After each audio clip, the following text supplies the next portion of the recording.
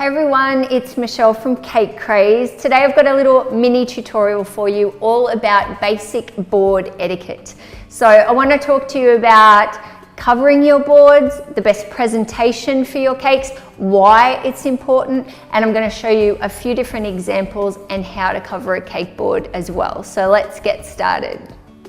So the first example that I have is a 5 and a 7-inch cake, and this is on a 10-inch cake board.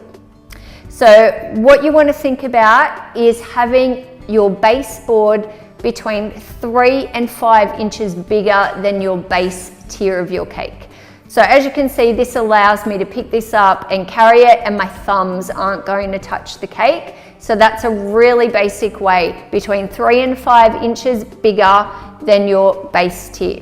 Now, I can't really write any messages or anything on this size board. So if I did want to write a birthday message or something like that, I would go up to a 12-inch board and I would set my cake back so I can write in front.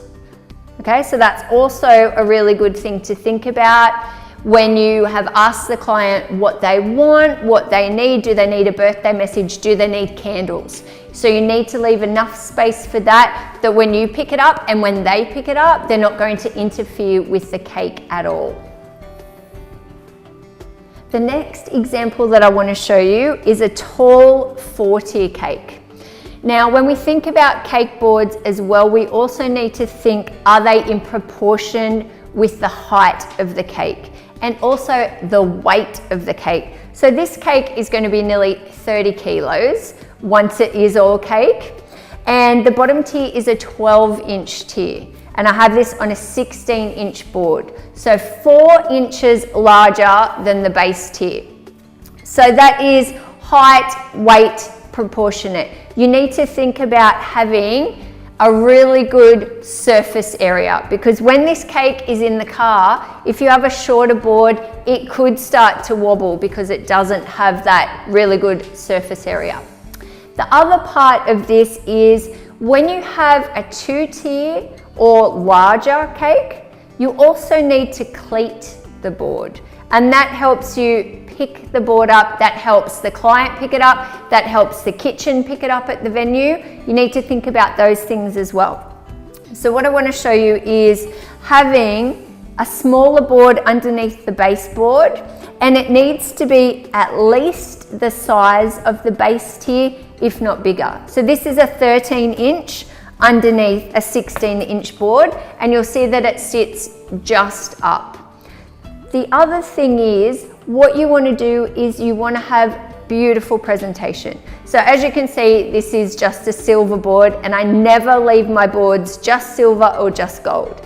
They either get covered or they are a white board or a black board. So you need to think about that. It's really important that for the overall presentation and the design and style, you want to present the best possible cake that you can, and that includes the board. The other thing you need to know is you need to have ribbon around the edge of your board, because if I cover this just in fondant and leave this, you can still see the silver. So you should match the ribbon in with the board color or with the cake tiers as well.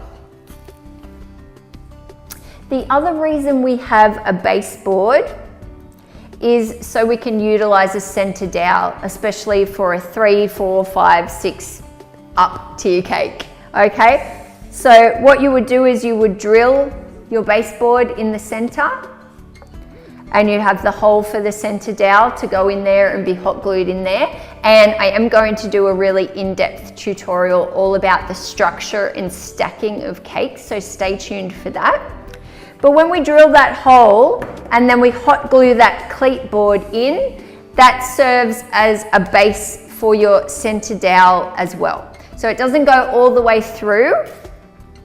And then what you will do is you would drill all your boards for each tier of cake as well, and you would insert them onto the center dowel and put them on one at a time, obviously dowels in each one of those as well. So stay tuned for that tutorial if you're not quite sure how to do it, because structuring a cake is so very important, especially when you're delivering and for travel and moving that cake. So what I want to show you now are some examples of cake boards. And in this day and age, you do not have any excuses either not to cover a board or not to choose a board that is already pre-covered and ready to go. So what I have here is a white and a black board, which always come in really handy if you do a lot of drip cakes or chocolate cakes or unicorn cakes, that kind of thing. They're perfect for your boards. And then we have either the silver or the gold boards, which really need to be covered over. It's so unfortunate when you see a beautiful, beautiful cake and it's sitting on a silver or a gold board. Like, the artist has done so much beautiful work and then they just haven't covered the board. So it would be 1,000,000% better if they just covered it. So always remember that. A good trick to always think about is that if you've ever had anything to do with cake competitions, or you've entered one, or you've ever read the rules of them, they always say your board must be covered. And why is that? It's for ultimate presentation and points. So people know that it looks so much better if it's covered and it matches in with your cake. So please don't ever forget that, okay? It's just one simple step that makes your whole cake uniform and beautiful. Now, what you also want to think about is getting some satin ribbon. So 6mm ribbon fits perfectly around the edge of these boards. And if you do have a tall cake with a cleat underneath, a 10mm ribbon will go around that perfectly, and it will go right down to the bench or the table or the cake stand for you. So that will disguise any gaps as well. And not only can you get white and black and silver and gold, you can get lots of different colors. These days you can get like a concrete finish, a grass finish, a water finish, a rainbow finish. There's so many different cake boards that you can get. Even going to Kmart, they have super cheap cake boards. So there's really no excuse not to use a beautifully presented cake board for your cake. So now some examples of how I like to use cake boards and how I like to cover them. So here I've got the marbled cake, and it's covered in a fondant finish with a white satin ribbon around it. So that matches perfectly because I have a fondant finish cake and I have a fondant finished board. This one I just have the plain white board, which matches in perfectly. It's just a display cake, so it doesn't need anything too fancy. So that's perfect as well if that matches in with your design. Do what matches and suits the style and the overall look. And this one is a rustic royal iced. So I have royal iced the board as well, which matches in perfectly. So like I said, depending on what type of cake you're doing, if you're doing a fondant cake, you're probably going to want to cover it in fondant. If not, use one of the plain boards. And if you have a buttercream cake, a drip cake, something like that, the plain boards are perfect. You don't need to cover them in fondant, and you can do all your prep work or your scraping of ganache or buttercream on that actual board and it won't ruin it at all. But I also want to show you how easy it is to cover a board in fondant. So we're going to do that now. So let me show you just how easy it is to cover a cake board in fondant. So I've got a little bit of fondant here and I'm just going to give it a knead. Warm it up and make it nice and elastic and stretchy. Okay, I'm going to flatten that out and take some of my corn flour.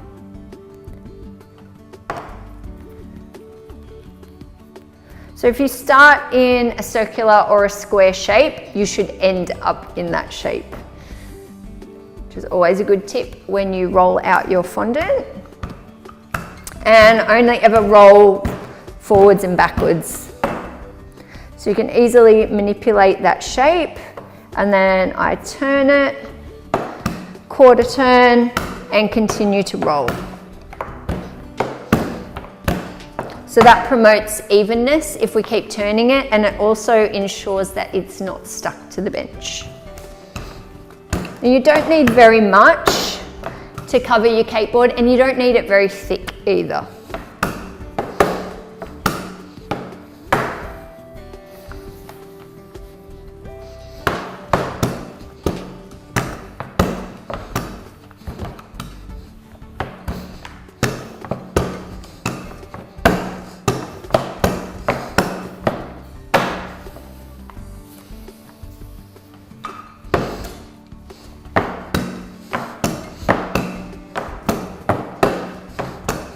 And all you need to do is roll it out so it will cover your cake board, and that's about it. So what I've done is I've pre-brushed the cake board with some water so the fondant will stick to it.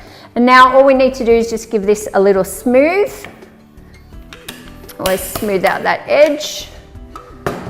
Rolling pin on and roll it back to you. I have a non-slip mat, and the cake board, like I said, it's already wet. I've just brushed some water on, and I'm going to roll that straight over the cake board, and then I can roll over it a little bit more. So that way you don't really waste any fondant. It's only just a really thin amount of fondant, and if you can roll it over like that, you won't get any air bubbles either. So what we need to do is just give it a smooth over. So it's very, very thin for the cake board, and that's all you need, like I mentioned. And then all I do is I slide it over to the edge of my bench, and I take my smoother, and I'm going to push down and push around the cake board, and I start to break that fondant off. So I'm going to do that all the way around. So this is why it's good to have a non-slip mat, and bring it over to the edge and take that off.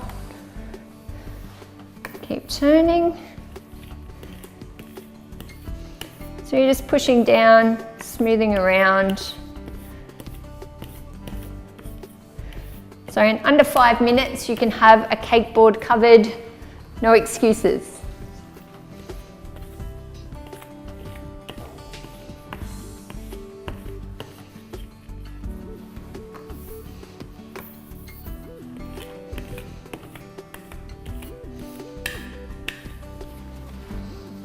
There we go, super fast and easy. You can clean up the edges with your fingers. Go back over with your smoother.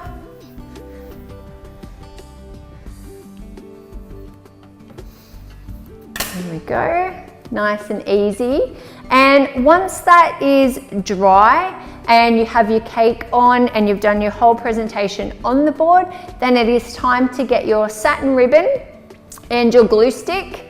Pop it up on a turntable, glue all the way around, and wrap your ribbon from the back all the way back around to meet it at the back there where nobody can see it. So that's how easy it is to cover your cake boards. But don't forget, you can be super creative if you're making really fun birthday or special occasion cakes. If you had a dinosaur cake, you could have a green board and put little dinosaur footprints or something like that in it. You can make wood grain boards. You can do anything to suit the style of cake. So just don't neglect your cake board. It is the base of your design and everyone can see it. So make sure you remember to invest just that little amount of time into that to make your overall cake look absolutely amazing. If you enjoyed this tutorial, please subscribe below. Let us know if you've got any questions or feedback, and I'll see you again next week on Cake Craze channel. Happy caking, everyone.